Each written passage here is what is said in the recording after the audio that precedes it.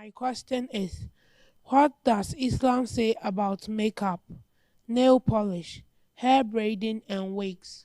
You see, Islam says that you can wear makeup, no problem, but always remember that there are some other duties of a Muslim.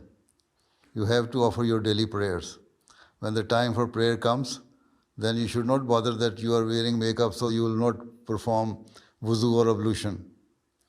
Right? You do wuzu and offer your prayers.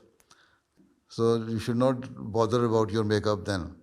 If you are only caring for your makeup and leave your prayers and do not fulfill all the requirements which are needed in the prayer, then you are committing a sin. You are doing wrong. Otherwise, there is no harm in doing makeup.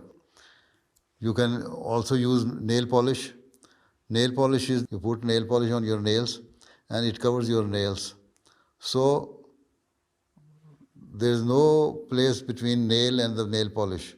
So, you can perform your wuzu with nail polish. There is no harm in it. And also, the way African women may braid their hairs, there's no harm in it. And using the wigs also, there's no harm in it. So Islam permits all these things, but with the condition that it should not stop you offering your daily prayers or worshipping Allah Ta'ala. Okay? Jazakallah.